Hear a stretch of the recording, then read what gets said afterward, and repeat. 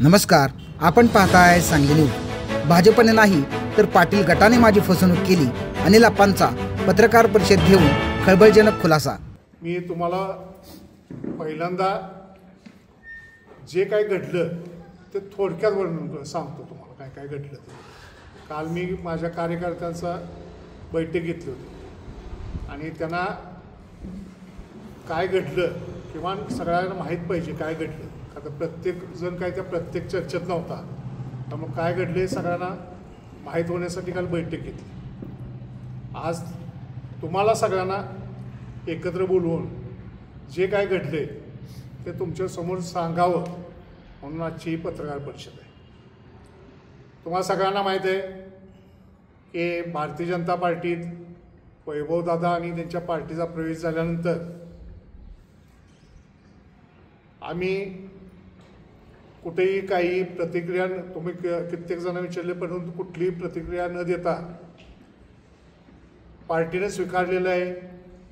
आपण कुठेही काही चुकीचं न बोलता, वाईट काय न बोलता जे केलं सगळं आम्ही केलं।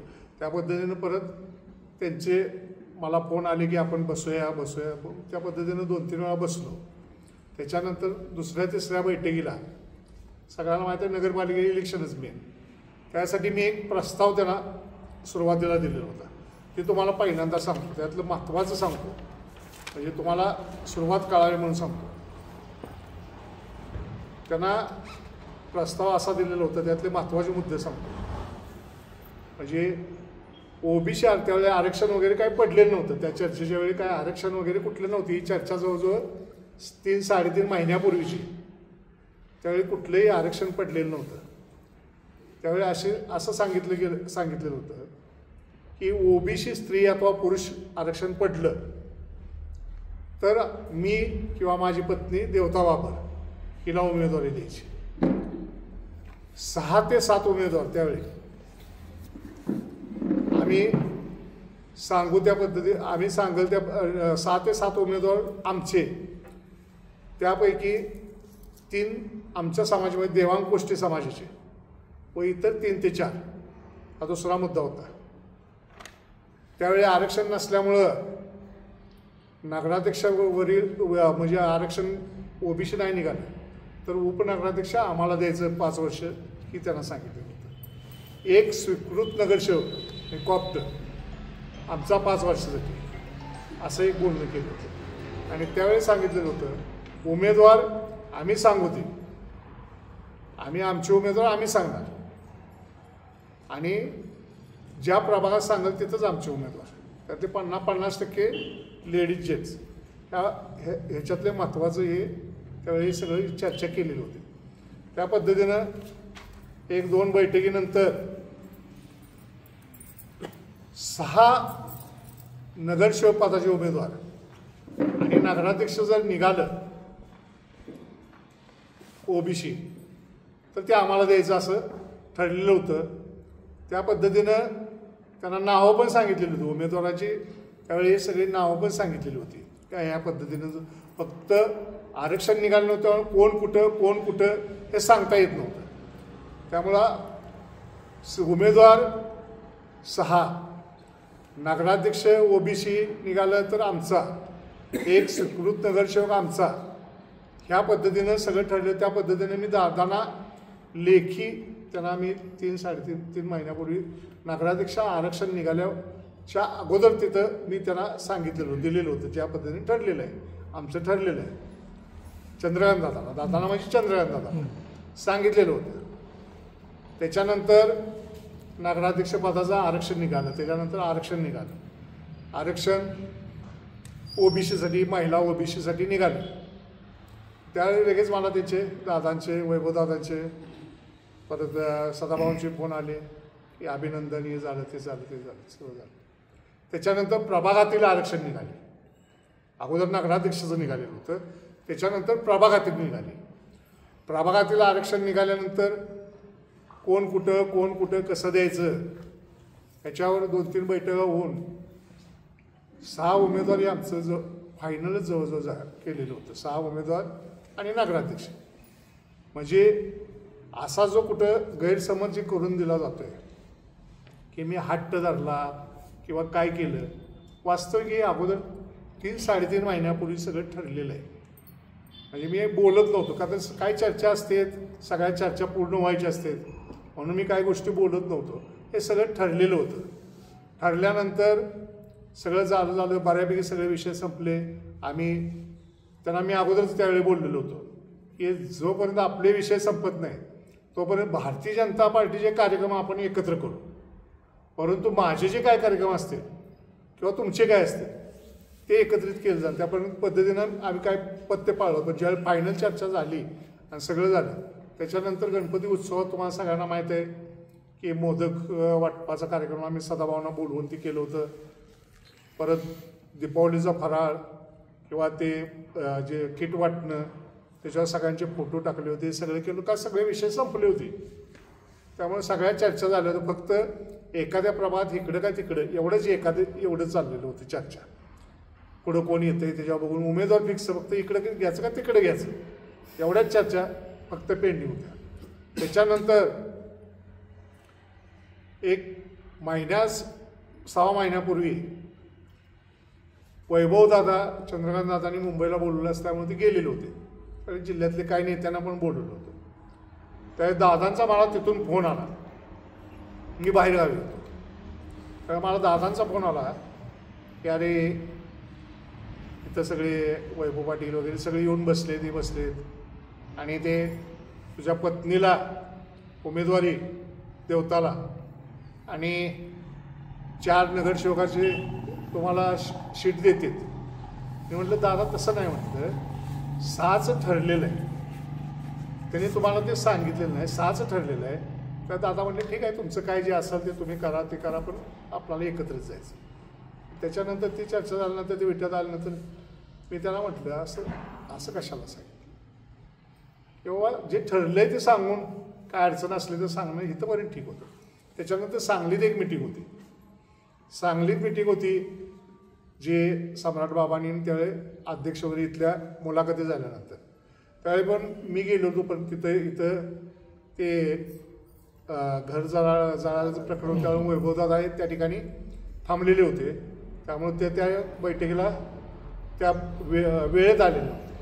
मग मला सम्राट बाबा म्हटले की वैभवदादांचा फोन आला आहे, तुम्हाला वरची शीट आणि 4 शीटा देतोय म्हणून.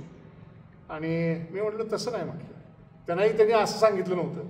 वास्तविक सांगायला कसं पाहिजे होतं दोन्हीकडे पण, दादांनाही आणि खाली, किंवा 6 शीटा वगैरे सगळं ठरलेलं. 6 शीटा नगराध्यक्षपद 1 कॉप्ट असं सांगायला पाहिजे होतं.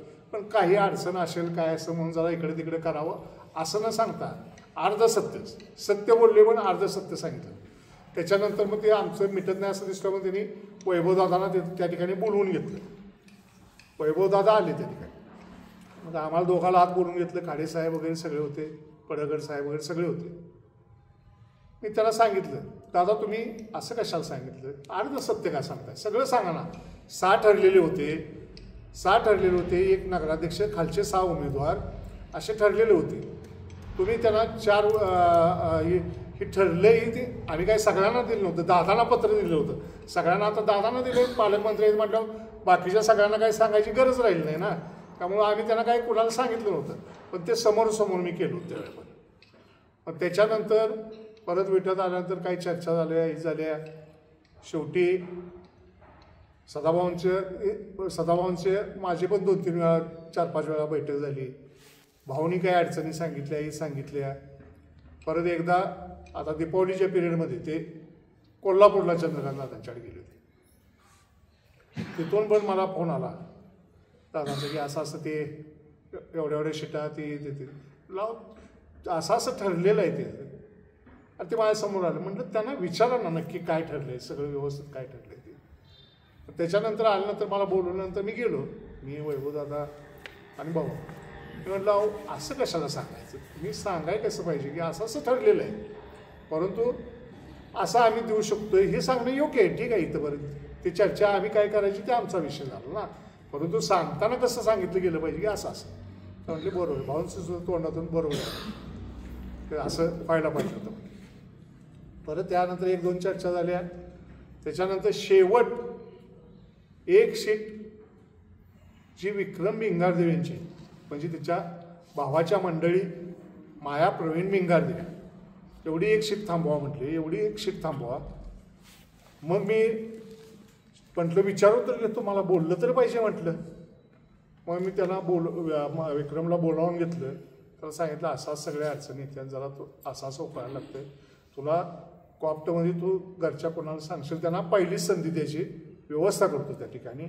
परंतु आता हे असं मग त्यानंही जरा आडेवेडी घेऊन पण त्याने मान्यता दिली.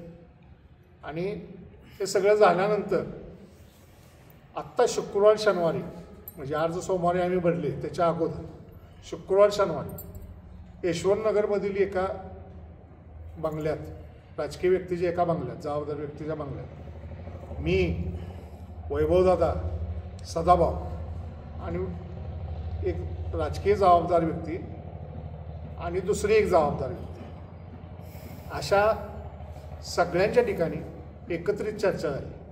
त्या ठिकाणी नावासहित कुठल्या कुठल्या 5 शीटा माझ्या ते सगळं झालं. त्याच्या वैभवदादांची, माझी, सदाभाऊंची सही घेतली. त्यांच्याकडेच कागद आहे ती गोष्ट वेगळी, परंतु ते तिथं झालं त्यावेळी पण फायनल झालं. आणि हो ते आता जबाबदार व्यक्तीच्या पुढे ठरलेलं आहे, त्या पद्धतीनं आपल्याला जायचं आहे पुढं. हे सगळं त्या ठिकाणी झालं. त्याच्यानंतर रविवारी संध्याकाळी आम्ही HP कॉलेजला वैभवदादा आणि सदाभाऊ होते.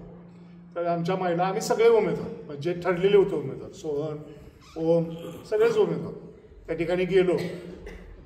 त्यांनी बसवून घेतलं. आणि त्याच्यानंतर काय झालं ते सोहन तुम्ही सांगता का? तुम्ही सांगा ना, त्या सांगा 2 मिनटात तेवढं सांगा काय झालं. बसून सांगा, सांगा. माईक काढून लावायला का मग मी सांगू का? माईक काय झालं त्यावेळेस की सगळे आम्ही गेलो होतो उमेदवार, सगळे 9:30 वाजता गेलेलो होतो. त्यावेळेस सगळ्यांनी ठरल्याप्रमाणे आपल्याला सगळं करायचं आहे. तुमचं सगळं झालेलं आहे, AB फॉर्म आलेले आहेत, आपण प्रांत साहेबांच्याकडे पाठवलेलं आहे तो जरा हे करायला. आणि सगळ्यांनी आशीर्वाद वगैरे घेतले. काय थोडं सोहनला जरा काय बोलायचं ते जरा बोलले, परत किशोरला जरा काय होतं ते सांगितलं. आणि सगळ्यांना आशीर्वाद सगळ्यांनी घेतला, सगळ्यांना दिलं. आणि जावा म्हटले 11-11:30 वाजता आप्पा तुम्ही काय झोपू नका, फॉर्म आले की म्हणजे ते प्रांत साहेबांचं काय करायचं त्या पद्धतीने आले बोलवून घेतो आणि तुम्हाला ते फॉर्म द्यायची व्यवस्था करू. हे सगळं झालं. हे बरोबर आहे का सगळ्यांच्या? बरोबर आहे का सगळ्यांच्या? हे सगळं झालं. आम्ही गेलो. आणि त्यावेळी त्यांनी सांगितलं की उद्या आमचा अर्ज भरायचा होता नगराध्यक्षपदाचा. म्हटले आप्पा आपण कसा भरूया? मी म्हटलं काय शक्ती प्रदर्शन माझ्यासारख्याला करण्याची काही गरज नाही वाटत, आपण साध्या पद्धतीने भरूया, नाही तरी पण थोडे तर लोक बोलावा म्हटले. मग मी रवीला सांगितलं मेसेज टाका 10 वाजता. त्यांनी सांगितलं त्यांच्या घरापाशी यशवंतनगरमध्ये त्यांच्या घरापाशी बोलवा आणि तिथून आपण जाऊ 100-200 लोक मिळून आणि अर्ज वगैरे भरू. हे झालं. रात्री परत आम्ही 11-11:30 वाजता वाट बघून परत दत्तानं वगैरे फोन केला तर ते म्हटले अजून काय आलं नाही, सकाळी तुम्हाला करतो. त्याच्यानंतर सोमवारी ज्या दिवशी अर्जाचा शेवटचा दिवस होता त्या दिवशी मला सकाळी 8-8:15 वाजता सदाभाऊंचा फोन आला. कुणीकडे आवडलं आहे का? म्हटलं आवडलं आहे, घरी. तर म्हटले मी घरी यायला. म्हटलं या. त्या पद्धतीने ते घरी आले. तोपर्यंत मी जरा 1-2 कळवलेलं होतं दत्ताला वगैरे की भाऊ यायला लागले. मला वाटलं AB फॉर्म वगैरे काय घेऊन येतात असं काहीतरी वाटलं. आले आणि आल्यानंतर बसले. आणि त्याच्यानंतर त्यांनी जे सांगितलं की असंच त्यांनी सांगितलं की आप्पा वरची एक उमेदवारी देतो, खालचं काय देऊ शकत नाही. हे त्यांनी सांगितल्यावर मला धक्का म्हणजे प्रचंड मोठा धक्का बसला. रात्री सगळ्यांना तुम्ही आशीर्वाद दिलेत, सगळ्यांना हे केले आणि खालची उमेदवारी म्हणजे नगरसेवक पदाची, खालची म्हणण्यापेक्षा नगरसेवक पदाची उमेदवारी न देता नगराध्यक्ष पदाची उमेदवारी देता आम्हाला काय अडचणी यायला लागली. ते आमचे लोक वास्तविक 3-3.5 महिन्यापूर्वी 3 नावं सहित सगळं झालेलं असताना अचानक त्यांनी ते सांगितलं. तोपर्यंत दत्ता, कुमार, ओम त्या ठिकाणी आलेले होते आणि त्यांनी तसं सांगितल्यानंतर मला फार मोठा धक्का बसला. मी म्हटलं त्यांना मग जर ठरल्याप्रमाणे जर आता काल ठरल्याप्रमाणे जबाबदार माणसांच्या समोर ठरल्याप्रमाणे जर करायचं नसेल तर माझीही उमेदवारी नको, माझीही उमेदवारी नको. आमची माणसं चालत नसतील 3-3.5 महिन्यापूर्वी चर्चा करून, मग मीच का चालतोय, मग मीच का चालतोय, मग मी पण नको ना, मी पण नको. पण हे तुम्ही जरा शेवटच्या क्षणात आमचे सगळे हातातले मार्ग सगळे काढून जे झालं ते तसं व्हायला नाही पाहिजे. तरी पण त्यावेळी त्यांनी सांगितलं शेवट की मला 1-1.5 तास द्या. बरोबर आहे का? 1-1.5 तास द्या. त्याच्यानंतर आम्ही 11:30-12 वाजेपर्यंत काढली. शेवटी फोन केला त्यांनी, ते फोन केला तर त्यावेळी पण त्यांचं की एक ती वरची घ्याय नाही. मग शेवटी म्हटलं अपक्ष तरी म्हणून ठेवा, आता पक्षाचं AB फॉर्म लागणं कठीण दिसतंय. मग सगळ्यांना अपक्ष भरायला लावले. मी स्वतः पण फोन केला होता शेवट 1:15च्या दरम्यान की भाऊ काय करा तुम्ही, तासाभरात सांगतो म्हटला होता. काय म्हटले, एक ही करा आणि ही या पद्धतीनं संपवा विषय. मग मी ज्या पद्धतीनं आजपर्यंत वागत आलेलो आहे त्या पद्धतीनं की मी जी नीतिमत्ता तत्त्व पाळतो त्यालाही धरून नव्हतं. मी 5 जणांच्या गळ्यावर पाय देऊन, ज्यांची उमेदवारी ठरलेली होती त्या 5 जणांच्या गळ्यावर पाय देऊन मी नगराध्यक्षपद माझ्या पत्नीसाठी स्वीकारणं हे मला कदापिही मान्य नव्हतं. मला नगराध्यक्ष नाही झालं तर चालेल, परंतु माझ्या हातनं एवढं मोठं पाप घडणं हे मला शक्य नव्हतं. त्यामुळं का तर मी नगराध्यक्ष माझी पत्नी झाली असती, पण मला एक दिवस नगराध्यक्ष खुर्चीत बसल्यानंतर सुद्धा मला 5 वर्ष झोप लागली नसतं, मला गोळ्या खायला लागल्या असत्या. का तर मी तत्त्व पाळणारा माणूस आहे. मी 5 जणांच्या गळ्यावर पाय देऊन माझ्या पत्नीला नगराध्यक्ष केले ही मला एवढी सहल राहिली असती. आणि ती मी त्यासाठी मी कार्यकर्त्यांसाठी आजपर्यंत मी कायमच त्याग करत जनतेसाठी आलो. त्यावेळी मी विनम्रपणाने तो त्याग करायचं ठरवलं. आपण आपल्या पद्धतीनं अपक्ष भरूया, काय बोलते बघूया, काय करता येते काय. आता सगळे मार्ग आमचे लांबवत चर्चा लांबवत सगळं वेळ आमची निघून गेली की आम्हाला कुणाशी चर्चा वगैरे काही करायचं. मी एकदा तर त्यांना 8-10 दिवसापूर्वी असं पण म्हटलं, भाऊ नसेल होत तर नाही म्हणून सांगा, मी तुम्हाला हात जोडून मी करतो नमस्कार, एकमेकाला चांगलं राहू, कशाला काय माझे मला मार्ग करता येतील, तुमचे तुम्हाला मार्ग करता येतील. नाही, आपण एकत्र जायचं, झटाटल्याप्रमाणे सगळं करायचं आहे असंच नेहमी. आणि अचानक हे सगळं झालं. ही घडलेली सगळी तुम्हाला इथंपर्यंत सगळं घडलेलं जे घडलेलं आहे. आणि अनिल आप्पा तुम्हाला आज सांगतो, एकही शब्द कधी खोटा नाही. हे नाही मला जर नगराध्यक्ष व्हायचं असतं तर मी 5 जणांच्या गळ्यावर पाय देऊन झालो असतो ना, माझ्या पत्नीला उमेदवारी घेतली असते ना. परंतु नाही मी केलं. ते मी त्याग केला कार्यकर्त्यांसाठी, ज्यांना शब्द दिला होता. आणि आदल्या रात्री ज्या उमेदवारांना तुम्ही आशीर्वाद देताय ठरल्याप्रमाणे करायचं आहे, उद्या भरायचं आहे, काय मी करायचं होतं, काय करायचं काय मी होतं या कुणाच्या चेहऱ्याकडे माझे. बरं हे सगळे भारतीय जनता पार्टीचे 25-25, 20-20 वर्ष काम करणारे लोक आहेत. असं कोणी नाही काल आले आणि मी त्याला उमेदवारी मागतो असं कोणी नाही त्याच्यातलं. ज्यांनी 20-20, 25-25 वर्ष भारतीय जनता पार्टीचं माझ्याबरोबर काम केलं आणि ही सगळी नावं अगोदर त्यांना माहीत असताना अचानक शेवटच्या क्षणात त्यावेळी मला जरा असं दिसलं की एवढं आपल्याला थंड डोक्यानं हळूहळू आपली कुठेही चर्चा दुसरीकडे न करता, आपण मार्ग न काय करता. का तर मी तर त्यांना आता पार्टीतून काढू शकत नव्हतं. त्यांची ताकद मोठी आहे मला पण मान्य आहे ना. शेवटी ताकद मोठी आहे, त्यांना प्रवेश दिला आहे. त्यामुळे वेळ आली तर आम्हालाच बाजूला व्हायला लागला असतं, चर्चा जर यशस्वी झाली नसते तर. आणि काय करायचं ते आम्हाला कार्यकर्त्यांना विचारून करायला लागलं असतं. परंतु ती वेळ संपवत पाक शेवटच्या क्षणापर्यंत आम्हाला ती केली. आणि ऐन टायमात ज्यावेळी आम्हाला भाऊंच्या सारख्या व्यक्तीनं ज्यावेळी सांगितलं घरात मला, आणि ते सगळ्यांच्या समोर परत झालं, तरी पण म्हटले जरा 1-2 इकडे तिकडे काय करायला मला जरा वेळ द्या, बघतो जरा. शेवटपर्यंत काय झालं नाही, एकच शेटचं झालं. ही सगळी घडलेली वस्तुस्थिती तुम्हाला मी सांगितली. फक्त आप्पाच नाही तर मी सुद्धा सांगितलं होतं मला हे पद नको आहे नगराध्यक्षाचं. अशा पद्धतीनं नको आहे, अशा पद्धतीचं नको आहे. जर सगळे मिळून असणार असतील तर मी हो म्हणेन. नाहीतर नको. हे असं करतील म्हणून इतकं गोड बोलले ते आमच्यावर. कोण कोण होतं त्यावेळी? सदाभाऊ होते, वैभव दादा होते आणि आम्ही सगळे. त्याच्यानंतर ऐका लाळे साहेब सगळ्यांनी ऐका. त्याच्यानंतर मी सगळं तिथली बैठक करून आल्यानंतर सुद्धा मी माझ्या ऑफिसमध्ये सगळ्यांना बोलवून घेतलं. तिथली बैठक आम्ही करून आलो. ह्या सगळ्यांना मी विचारलं की तुम्हाला आत्ता जे झाले ते काय वाटते त्याच्यातून. तर सगळ्यांचं एकमत आलं, नाही नाही ते फसवणार नाहीत, आपल्याला ते अगदी देणार ते सगळे पुढं. किशोर तू नव्हता तर मी तुला घरी फोन केला नाही किशोर, की किशोर तुला काय वाटते. तो पण तिथं होता परंतु घरी गेलेला होता. त्याला विचारलं तर सगळे म्हटले नाही फसवणार नाही, असं वाटते काय नाही तसं काय होणार. बरं जबाबदार व्यक्तींच्या पुढे मी 2 दिवसापूर्वी झालेलं होतं अगोदर बरं का. आपली फसवणूक भाजपने केली आहे का पाटील गटाने केली आहे असं? आमची जी फसवणूक झालेली आहे मी पार्टीला काही दोष देणारा माणूस नाही. आमचा सरळ स्वभाव, आम्ही कधीही कुणावर गैरविश्वास न दाखवणं, सरळ मार्गी. आम्ही छक्क पंचायतला आम्हाला कधी 30 वर्षात कधी जमलं नाही. आम्ही कधी राजकारणाला व्यवसाय कधी केलेला नाही.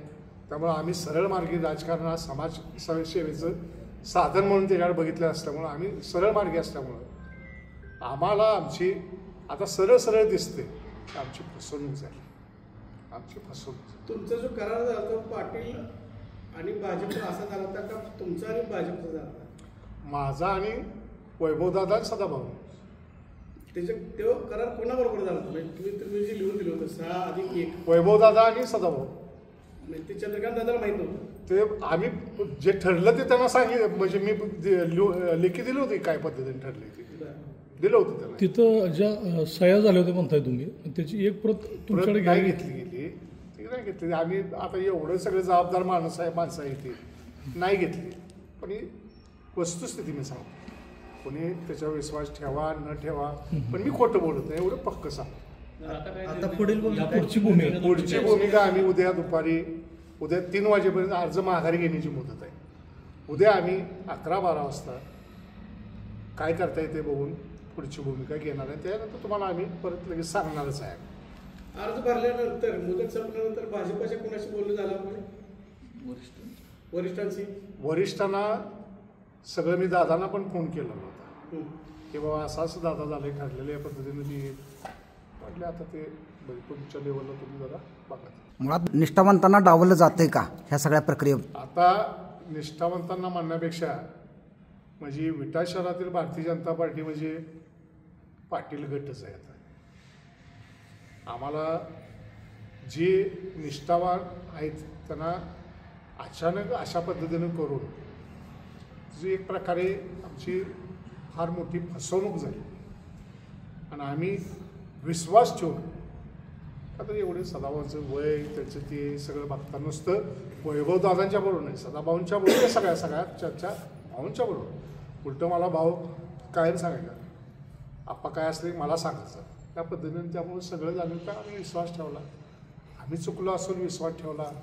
आम्हाला राजकारणातलं कमी असलं शक्कबंज माहीत नसतील, परंतु आमची फसगत झाली नक्की. काय कारण? वरिष्ठ नेत्यांनी आणि पाटील या दोघांनी मिळून तुम्हाला फसवलं असं वाटतं? नाही, माझा भाजपवर कुठेही राग नाही. भारतीय जनता पार्टीच्या नेत्यांच्यावर कुठेही राग नाही. माझी फसवणूक त्यांनी काही केलेली नाही. त्यांनी उलट दादाने मला तिथून त्यावेळी सांगितलं होतं तुझी पत्नीला आणि चार्जशीट, त्यामुळे त्यांच्याकडून कुठं फसवणूक नाही माझी, कोणाकडून पार्टीकडून. शहरातलं विनिंग कॅन्डिडेट म्हणून तुमच्याकडे बघितलं जात होतं, म्हणजे सगळ्यात जास्त पहिल्यांदा प्रेफरन्स दिला जातो दोन्ही पार्टीकडून असेल किंवा लोकांच्याकडून पण 1 नंबरचा उमेदवार म्हणून बघितलं जात होतं. विनिंग कॅन्डिडेट असताना सुद्धा असं मग का निर्णय घेतला असावा? कदाचित असंच म्हणजे त्यांचं ही नियोजनबद्ध पद्धतीनं असेल. हे त्यांचं अगोदरच त्यांच्या प्लॅनमध्ये सगळं असणार आहे. अचानक 1 दिवसात हे होऊ शकत नाही. हे सगळं नियोजनबद्ध पद्धतीनं झालेलं आहे. हळूहळू पुढं दिवस टाकल्याची वेळ घालवली की आम्हाला पर्यायी मार्ग अजिबात राहता कामा नाहीत.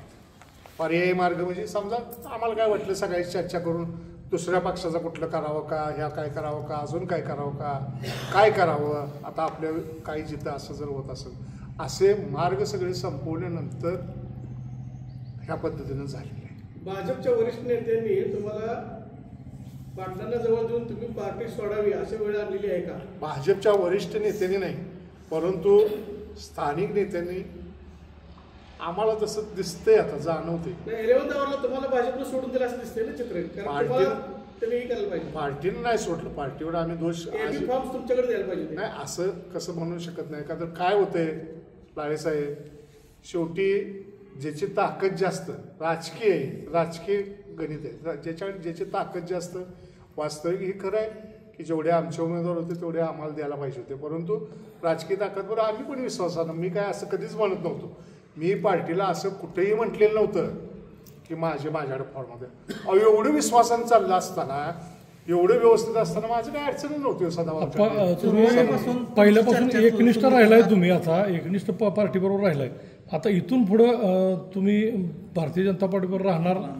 असा निर्णय आम्ही उद्या 11:30-12 नंतर करणार. एक विषय असा आहे की तुम्ही 3.5 महिन्यापासून चर्चा सुरू आहे म्हणताय, तर 3.5 महिन्यापासून तुम्ही 6 नगरसेवकांच्या विषयावरती ठाम आहे. पण 3.5 महिन्यापासून जी चर्चा सुरू आहे त्याच्यामध्ये तुम्ही कुठंच फ्लेक्झिबिलिटी दाखवली नाही, असा एक आरोप केला की तुम्ही काय कुठं मागं सरायलाच तयार नाही. 6 जागांवर आरोप आहे. बरोबर, हा आरोप का बरोबर होऊ शकत नाही? ठरलेलं असल्यानंतर तुम्ही सांगा, एकदा ठरलेलं आहे 6 उमेदवार, त्याच्यानंतर मागं करणं हळूहळू, म्हणजे आज एक केली उद्या परत दुसरी करा म्हणजे हे कसं बसू शकतं ठरल्यानंतर? त्यामुळे तो आरोप कसा लागू मला होऊ शकतो? ठरलेली गोष्ट.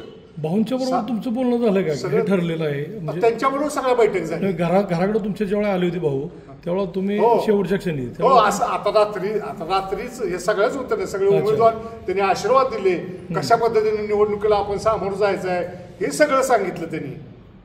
हे सगळं सांगितलं नाही आम्ही पार्टीकडून नाही, पाटील गटाकडून असं होईल. आम्ही संध्याकाळी पण त्या रात्री तिकडून जेवण त्याला ऑफिसमध्ये बसलो होत ना, कोणी तशी शंका व्यक्त केली नाही. एवढं व्यवस्थित या पद्धतीचं. पार्टीतले अन्य नेते बोलता की पाटील गट मोठा आहे विद्यामध्ये आणि तुमचं गट बारका आहे, म्हणून तर आम्ही 26 पैकी आम्ही काही 26 सीटा नाही ना मागितल्या. आम्हाला माहित आहे ना, आम्हाला बी कळतं ना, आम्हाला बी राजकीय गणित. 26 पैकी केवळ 7 सीटा मागितल्या. त्या ठरलं होतं बरं, एकमेकाच्या संमतीने ठरलं होतं. त्यानंतर वाद विवाद व्हायची काय कुठं गरजच नव्हती ना. मी असं कधी झालं नाही, 6चं 7 केलं नाही, कधीच नाही केलं. मग म्हणता येतंय की अनिल आप्पा सीटा आहे असं तसं करायला लागलं. ठरलेल्या सीटपेक्षा एक जरी मी जास्त मागितली असते तर ते मला लागू होतंय ना, पण ठरलेल्या सीटापेक्षा जर कमी देत असते तर ते मला कसं लागू होतंय? ते त्यांना व्हायला पाहिजे ना की तुम्ही फसवणूक ठरवून तुम्ही देत नाही, असं होतंय ना ते. नवीन भाजपमध्ये विनिंग मेरिट जास्त बघितलं जाते कॅन्डिडेटचं. असं कुठं होतं का की तुम्ही दिलेलं कॅन्डिडेट सर्वेत मागं पडतेत किंवा तुमचे कॅन्डिडेट वीक आहेत म्हणून ते डावलं गेलं? मुळात असं काही नव्हतं. उलट सगळ्या सीटाची नावं ही 3 महिन्यापूर्वी सगळी माहीत असताना आदल्या दिवशी कुठं काय असं होतं का? सांगा बरं. एका रात्री 10 वाजल्यानंतर सकाळी 8 वाजेपर्यंत तुमची सगळी नावं भाजपकडे गेली होती का? भाजपकडे गेली होती का? मी ज्यावेळी बैठक घेतली होती नाही, मला बैठकीत सांगलीला बोलवलं होतं नाही, तर दिलेले आहेत नाव होते त्यांनी. मग त्यांनी मेरिट लावलं असावं असं तुम्हाला वाटतं? नाही. राज्यात देवेंद्र फडणवीस साहेबांच्यापासून रवींद्र चव्हाण साहेबांच्यापासून प्रत्येकाचं स्टेटमेंट आजकाल निवडणुकीच्या पार्श्वभूमीवर ज्यावेळी पत्रकार परिषदा होतात, नवीन पक्ष प्रवेश होतात आणि ज्यावेळी त्यांना विचारलं जातं की हा नवीन आले तुम्ही निष्ठावंतांना संधी देत नाही, नवीन लोकांना कसं काय लॉन्च करताय, तर त्यावेळी त्यांचं एक ठरलेलं वाक्य आहे की विनिंग मेरिट आम्ही बघतो, विनिंग मेरिट आम्ही बघतो. तुमचे कॅन्डिडेट विनिंग मेरिटला कुठं कमी? 100% अजिबात नाही, 100% अजिबात नाही. आमचे विनिंग मेरिटला अजिबात कमी नव्हते. अत्यंत चांगले उमेदवार होते. जे भाजपनं विनिंग मेरिट बघितलं असावं का? आपल्या भाजपनं नाही, ह्या गटानं काय बघितलं, त्यांची माणसं बघितली असतील, त्यांची माणसं बघितली असेल. जसं मी नुसती माणसं नाही बघितलं, जी 25-25 वर्षे आहेत पार्टीबरोबर, ज्यांची निवडून येण्याची क्षमता आहे तेवढीच माणसं मी दिली. नाहीतर मी जास्त माणसं दिली असते. मुंबईला चर्चा झाली, कोल्हापूरला चर्चा झाली, त्यावेळेला मुंबईला चर्चा मी गेलेलो नाही, ते गेले, त्यांनी तुम्हाला फोन केले तिथून. त्यावेळेला तुमच्या असं लक्षात आलं नाही का की बाबा दादांशी चंद्रकांत दादांशी डायरेक्ट बोलून असं असं आमच्या मी जागा तर लेखीत जी चर्चा झाली ती दिलेलीच होतं ना. 6च्या ज्या वेळेला 4 होते त्यावेळेला तुम्हाला असं शंका सुद्धा आली नाही की 4 पुन्हा आणि कमी होईल. नाही 4चं उलट नाहीच. मी त्याला मी परत त्याला इथं झालीच ना त्यानंतर माझी चर्चा नाही. तसं मला 6 ठरले ते 6 पाहिजे. त्याच्यानंतर 1 वर्ष शेवट बरं तुम्ही म्हणताय तुम्ही 4 म्हणत होते तुम्ही घ्या प्लस एक नगराध्यक्षपद घ्या. हे दादा म्हणत होते पण दादांना सगळं माहित नव्हतं ना असं असं ठरलंय. मी दिलंय म्हणते ना लेखी दादा. दादा ठीक आहे ना मंत्री महोदय त्याने वाचल्यानंतर किती काळ त्यांच्या लक्षात राहणं हे ते आपण लक्षात येतं ना. ती काही शेवटी महाराष्ट्रच त्यांना बघायचं आहे वाचलेलं असतं ते लक्षात राहा. मग मी हे सगळं दिलेलं होतं. हे सगळं दिलेलं त्यावेळी ओम माझ्याबरोबर होता. त्यांचे पीए होते त्यांना पत्र बाहेर लेटर काढून आहे. ते सगळं या घडलेल्या घटनेनंतर तुम्ही शिवसेनेची काय चर्चा झाली का तुमची? अजून तसं आमचं काही नाही. आम्ही आता ही पत्रकार परिषद झाल्यानंतर आम्ही आता जरा पुढे बैठक घेणार आणि अंतिम निर्णयासाठी आता काहीतरी आम्हाला उद्या तर रात्रीच्या तुमच्या बैठकीत काय ठरले? रात्री पक्ष निरीक्षक पण आले होते असं समजतंय. त्यात कितपत रात्री शेखरी इनामदार या ठिकाणी आलेले होते. सांगलीचे माझे उपमहापौर. त्यांना जे आम्ही सगळं घडलेलं सांगितलं त्यांना धक्का बसला. हे काय म्हणजे एवढं जे तुम्हाला सांगितलं ते सगळं काल कार्यकर्त्यांची मिटिंग घेतलेली होती त्यांना हेच सगळं सांगितलं. फक्त आता आम्ही हे झाल्यानंतर आम्ही सगळी बसणार काय करायचं मार्ग निघतात का एवढं सोपं शेवटच्या क्षणात काय मार्ग नसते. परंतु त्यातनं काय निघत असेल तर प्रयत्न करणार. काय पार्टी म्हणून अजूनही तुम्हाला अपेक्षा आहे का भाजप तुम्हाला न्याय देईल म्हणून? आता भाजप नाही म्हणू शकत आहे. भाजप आता भाजपच्या हातातलं यांच्याकडून आता आम्हाला ती शक्यता अत्यंत धुसर म्हणजे नसल्यातच जमा दिसते. नसल्यात जमा आहे का तर आमच्या फॉर्मला एबी फॉर्मला लागलेलेच नाही. एबी फॉर्मच आमच्या फॉर्मला लागले नाहीत. त्यामुळे ती शक्यता कशी आम्ही दाखवायची आता ते नाहीच. एबी फॉर्मच नाहीत आमच्या त्याला. भाजप पक्ष म्हणून काही कठोर निर्णय घेऊ शकतील आणि तुम्हाला न्याय देऊ शकतील असं वाटतंय का? आता याच्यात पार्टी काय करेल असं मला काय आता ह्या शेवटच्या क्षणात काय असं वाटत नाही मला. पार्टी तुम्हाला सोडून दिली? पार्टी सोडून दिलं असं म्हणता येत नाही. परंतु एवढ्या शेवटच्या घटकेत जर हे अगोदर जर काय घडलं असतं तर मी जाऊन तिथं वर सांगितलं असतं हे असतं. पण मला शेवटपर्यंत असंच आम्हाला ठेवल्यामुळं शेवटच्या आदल्या दिवशी पण आम्ही गेलो असतो आमच्या मार्गच राहिले. हे जरा 4-8 दिवसापूर्वी घडलं असतं असं झालं असतं आम्ही गेलो असतो ना वर. त्यामुळे पार्टीनं आम्हाला दखल घेतली नाही म्हटलं असतं. ते आम्हाला त्यांना तिथंपर्यंत जाऊन सांगायची वेळच आमच्या राहिली. गेल्या 3 वर्षाचं पार्टीचं ट्रॅक रेकॉर्ड बघता अशा अनेक घटना घडलेल्या आहेत. तुम्हाला पुसट सुद्धा कल्पना आली नाही की तुम्हाला पार्टी नाही. हे ज्या पद्धतीने आमच्या चर्चा चालू होत्या ना त्या पद्धतीनं एवढं सकारात्मक सगळं वाटत होतं की असं काय होईल असं काय भाऊंच्यासारखी व्यक्ती ठरल्यानंतर असं काही सगळं करतील असं वाटत नव्हतं ना.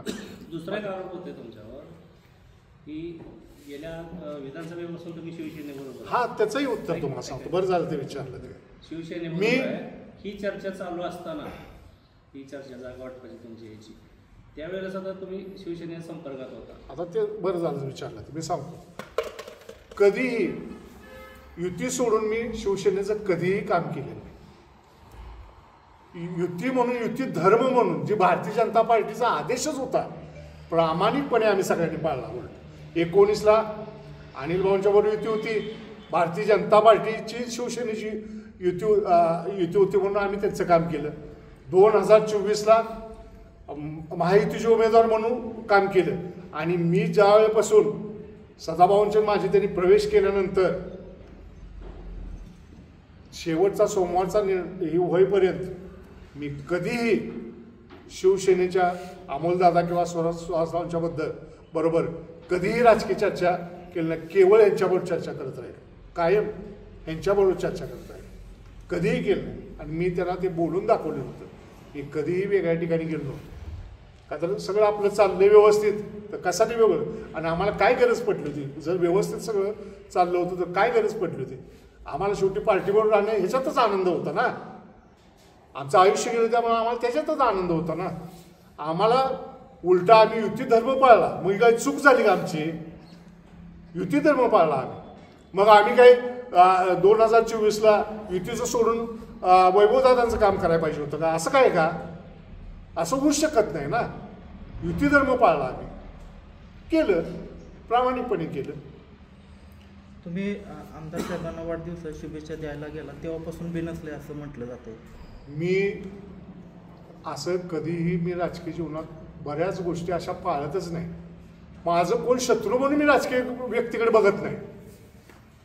विरोधक त्या वेळेचे विरोधक म्हणून मी बघतो. मी शत्रू कुणाला समजत नाही. त्यांचे आमचे 2019 पासून शेवटी महायुती म्हणून एकत्रित काही संबंध होते ना, आमचं संबंध आले. साधा वाटभर मी तिथं काय गेलो, तिथं काय असं कुठं एकांतात भेटून नाही गेलो. तिथे गेलो, फुल दिलं, नमस्कार केलं, शुभेच्छा दिला, आलो निघून. ह्याच्यात काय मोठं चुकीचं मी केलं? सदाभाऊ पण ज्यावेळी पार्टीत नसताना मी त्यांना पण शुभेच्छा दिलेल्या आहेत. असं काय याच्यात? बरं, शेवटी ही राजकीय माणसं आहेत, काही सामाजिक माणसं आहेत. 2016ला तुम्ही भाजप गुंडाळून जनसेवा 2016ला ही असंच झालेलं होतं. 2016ला असंच पहिलं त्यावेळी काही पार्टीचं काय असं नव्हतं ह्याच्याबरोबर लढत आहे, तिकडे तुम्हाला काय होईल तिथं, असंच सगळं ठरलेलं होतं त्यावेळी सुद्धा की असं आपण सदाभाऊंच्याकडनं 400 शिटा घ्यायच्या. शेवटच्या क्षणात सगळं झालेलं असताना त्यावेळी पण अशीच माझी त्यावेळी काही पार्टीने फसवणूक केली नव्हती. फसवणूक केली होती 1-2 व्यक्तींनी केलेली होती. तर तुम्हाला सगळ्यांना माहिती आहे. आता त्याच्यावर लई काढल्यानंतर त्यांनी ती बरोबर केलं. आम्हाला ऐन टायमात सगळं ठरलेलं असताना सगळं तोंडावर पाडले गेले त्यावेळी. त्यामुळे मला नाविलाज असतो तेवढ्यापुरतं मला पार्टीत काहीतरी एकदा भूमिका घेतली, प्रामाणिकपणे ठेवणं गरजेचं आहे. त्या नाविलाज असतो मला त्यावेळी ती करणं गरजेचं होतं. आणि त्यावेळी पण मी प्रत्येक सभेत सांगितलं, शेवटच्या सभेत सुद्धा, की भारतीय जनता पार्टी माझ्या हृदयात आहे. मला भारतीय जनता पार्टीबद्दल तक्रार नाही, इथल्या 2-3 जणांबद्दल तक्रार, त्यांनी जी कान भरून जी केले त्याच्याबद्दल तक्रार. पुनरावृत्ती होईल काय ह्याचं मी आता उद्या आमची चर्चा तरी अगोदर साहेब झाली पाहिजे. आम्हाला बसलं तर पाहिजे, काय करायचं काय नाही. आता तुम्ही म्हणताय मी भारतीय जनता पार्टीला निष्ठावंत पाहिजे काय, भारतीय जनता पार्टी माझ्या हृदयात आहे. मग आज घडीला जर भारतीय जनता पार्टीचा नगरपालिकेवरती कुठंतरी सत्तेत येण्याची संधी निर्माण झालेली असताना मग परत आपण काहीतरी, पण त्याच्याबरोबर ही पण आहे ना, जर पार्टीनं न करता ज्यांच्याबरोबर आमचं सगळे इथल्या लोकांशी ठरलेलं होतं ते जर एवढा अन्याय आणि एवढं जर चुकीची वागणूक जर होत असेल तर मग आम्हाला काय थोडा आम्ही पण आहे का नाही, आम्हाला पण काय असेल का नाही पुनरावृत्ती होण्याची शक्यता आहे असं मी आज म्हणू शकतो. एवढ्या वर्षात तुम्ही पार्टीत काम करताय, शेवटची संधी होती ती हुकलेली नाही. मी स्वतःहून नाही, मला नगराध्यक्ष पद घेण्यापेक्षा 5 जणांच्या गळ्यावर पाय देऊन नगराध्यक्ष माझ्या पत्नीला घेण्यापेक्षा मला जे समाजाचं प्रेम आहे, विट्यातलं जनतेचं प्रेम आहे, ते माझ्या दृष्टीनं महत्त्वाचं आहे. ते नगराध्यक्षपद नसलं चालेल, माझ्या दृष्टीनं ते माझ्यासाठी सर्वस्व आहे. विट्यातील जनता जी माझ्यावर प्रेम करते हे माझ्यासाठी सर्वस्व आहे. मला केवळ नगराध्यक्षपद आणि मी काही त्याच्यासाठी म्हणजे जन्मलो आहे असं नाही. मी माझं काम ज्या पद्धतीने माझं चालू आहे ते माझं चालूच राहणार. होय न झालं हे नाही निघालं असं कुठंतरी समजून काहीतरी करावं लागलं, परंतु मी ते पद म्हणजे सर्वस्व समजलं, सर्वस्व विट्यातल्या जनतेचं प्रेम हे जे माझ्यावर. आणि एक असं आता तुमचं 3.5 महिन्यापूर्वी ठरलं, त्याच्यानंतर नगराध्यक्ष पदाचं आरक्षण डिक्लेअर झालं, त्याच्यानंतर नगरसेवक पदाचं आरक्षण जाहीर झालं. एवढं सगळं जाहीर झाल्यानंतर सुद्धा तुम्ही कधीही समोरून एखादी गोष्ट सांगितली नाही की आम्ही यांच्याबरोबर जायचं ठरवलंय, आम्हाला एवढ्या अगदी बरोबर किंवा काय एवढी गोपनीयता बाळगायचं काय नाही. गोपनीयता नव्हतीच वास्तविक. आम्ही आहे त्या पद्धतीने. आणि मुळात माझा थोडं कसं असतंय की पत्रकारांना बोलवून सांगणं हे सांगणं हा माझा पहिल्यापासूनचा. पब्लिकला सुद्धा माहित नाही आता तुमची फसवणूक झाली, पण मी माझ्या सगळ्या कार्यकर्त्यांना मतदारांना माहित नाही. ह्याच्या अगोदर तुम्ही कार्यकर्त्यांचं नगराध्यक्ष होणार नव्हता. नाही, बरोबर आहे. आमची ही चूक झालेली आहे की आम्ही तुम्हा पत्रकारांना वेळोवेळी सांगायला पाहिजे होतं, जनतेला पण सांगायला पाहिजे होतं की आमच्या हातून झालेली चूक आहे. आम्ही मान्य करतो. आम्ही माणसं आम्ही चुकू शकतो, आम्ही मान्य करतोय. उद्याच्याला अपक्ष आपल्या अर्ज ठेवून जनतेला बरोबर घेऊन पार्टी आणि पाटील गटाला तुम्ही ताकद दाखवणार आहात का? ह्याची निर्णय मी उद्याच करू शकतो. मी आज